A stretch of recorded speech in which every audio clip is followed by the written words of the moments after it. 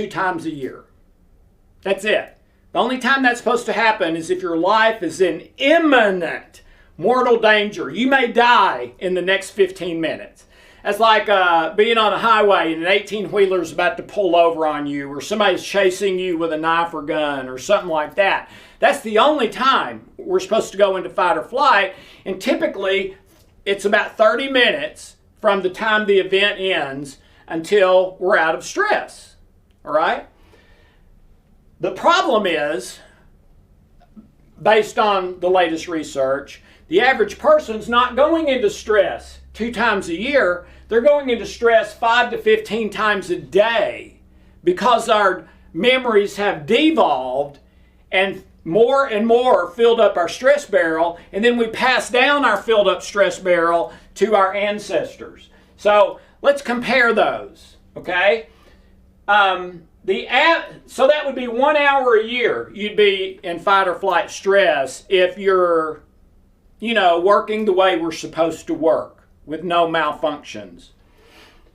But if you're like most people today and you're going into stress 5 to 15 times a day, and I base the calculation based on 5, not 15, instead of 1 hour per year, if you did that 5 times a day, which is kind of the low end for people today, you're stressed 37.9 days every year, as opposed to 1 hour. Over 30 years,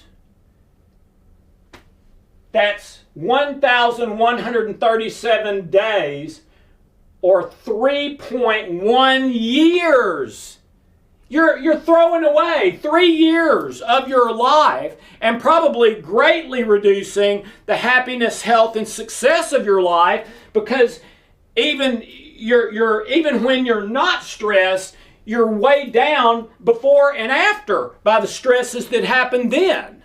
So you've only got these little pockets to be successful or happy or things like that, as opposed to 24 hours a day if you're only going into stress for an hour a year. Okay? So this is what happens typically if you work on this stuff, change your thinking, do the interventions, dump your stress barrel, and start thinking and living the way you're built. Okay? You can take this away and go to 1 hour per year, and that difference is going to be life-changing. People around you are going to notice it. You're going to notice it. It's going to feel very different. Okay? Mayo Clinic. Positive versus negative thinking. Positive thinking lowers pain and distress in the body and mind, better cardio, less illness and disease, reduced stroke and death. And it actually said on that Mayo Clinic article on the Mayo Clinic website, we're not sure why. I can tell you why. It's what we're talking about. It's those cellular memories and the hypothalamus and wrong thinking and all of that, all right? But look at this. The negative thinking does all that stuff. More pain, more distress in the body and mind, worse cardio, higher chance of illness and disease, increased risk of stroke and death. Well, what do we know? Well, the average person leans 80% to the negative. So do you think that is positive thinking or negative thinking? It's negative. So if you shift that to 80% positive, then you're getting all this positive stuff and not the negative. But you've got to start thinking right. The root of all evil. Scripture says, Bible says 2 things are the root of all evil. Love of money and pride. Okay? And I believe they go together. Pride, I believe the most correct definition of pride, especially biblically, is vain imagination, meaning using our experience simulator. Talked about going to get a pizza and all that stuff happening. Remember that? We're using our experience simulator to imagine something that's not in truth and love, but it's in fear and falsehood. Okay? That is vain imagination. Using your prefrontal cortex, expectation, your experience simulator to participate with an imagination that's fear and falsehood based. How are these things stealing your blessings? Pride is basically, I want. Think of a little kid throwing a temper tantrum. I want to eat the whole bag of candy, not just one handful or 3 pieces. Okay? Love and humility is net good, which David Mills says, what we're really after all the time is the most possible net good in any situation or relationship. Okay? Money basically funds, F-U-N-D, means pays for. Money pays for pride. So pride is I want, and then money gives us how to get it. Right? You can buy sex. You can buy drugs to make you feel. You can buy relaxation, go to a spa or get a massage or whatever. You can buy entertainment. You can buy housing. You can buy cars. There's so many of our pleasures that you can buy. You can even buy what you think is protection from negative, although it doesn't usually work. Okay? If I've got enough money, I can not get old, not get ill, not have bad. No, you can't. You think you can, but money won't do that. In fact, I love the quote where tell a man or woman they can have anything they want, they'll find a way to kill themselves. And if you look at the lives of a lot of celebrities and powerful people, so many of them have self-destructive lives. Okay? Well, they're usually doing both of these. Pride and love of money. Vain imagination, and then fund that with money. Okay? And for note purposes, I thought about adding that to the Genie question, Lipton Tiller, and Dr. Gilbert. You, beyond imagination. What is that? The rigged game paradox. We talked about that at the start of this. It's either beyond imagination or you're caught in a trap. If you understand you win. That's the 60, 90-fold increase, and it's 30, 60, 90-fold, not just about one thing, about everything from now on. Or no increase, and maybe even a 30, 60, 100-fold negative or decrease. Okay? If you are willing to accept the challenge to start thinking right, go through chaos, stay with it until you get to the other side to real love, get used to winning, because everything's about to change.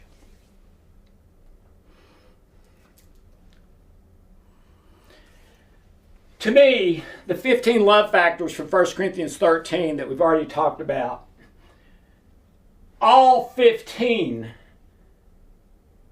are in forgiveness. And forgiveness is the biggest issue on planet Earth. Okay? All 15 love factors are required for forgiveness. For them and me. For them and you. For me and you. So all we're supposed to do is give grace for grace received. You'll be forgiven to the degree that you forgive. If you don't forgive, you won't be forgiven. You forgive, you'll be forgiven. That's grace. Love B is grace.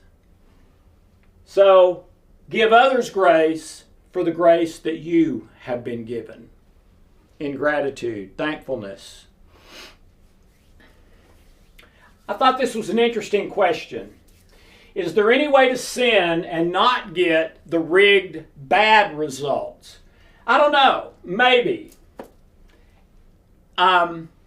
If a murderer broke into your house, had guns, and said, I'm going to kill your wife and children. So where are they? Where are your wife and children?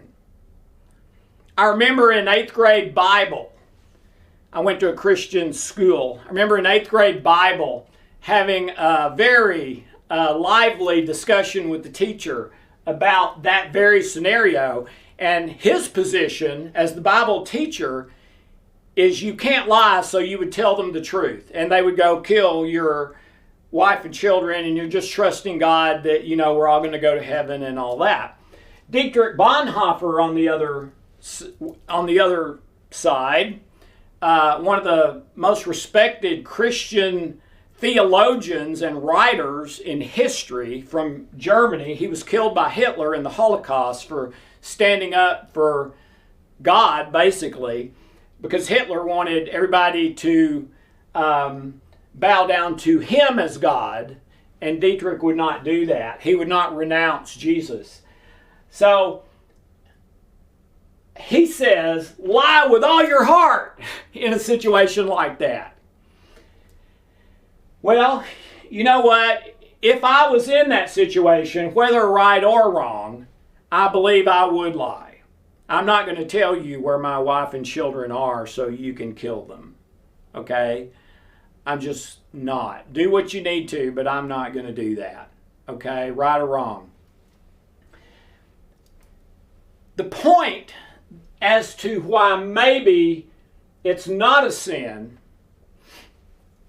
is that by choosing to lie to the murderer, I'm choosing a higher law, which is love. And Jesus said that both times that he talked about love in the Sermon on the Mount, and when asked, what is their greatest commandment?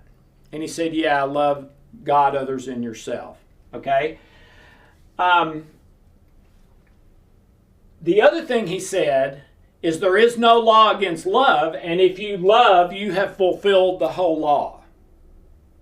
Well, if I lie to the murderer, I'm doing that for love of wife and children, but I can also do it in love for the murderer because it's going to hurt him if he murders them. That's going to hurt him. Well, the loving thing for the murderer is for him not to be given an opportunity to murder them because that will negatively affect him. So if I lie to him outside of the lie, that's the loving thing possibly for everyone concerned. So why do I bring this up? This is the highest law. Everything you think, feel, do, don't do, run it through that. As Jesus said, there's no law against that, and that fulfills the whole law. But it's got to be real love, B, not fake love, A.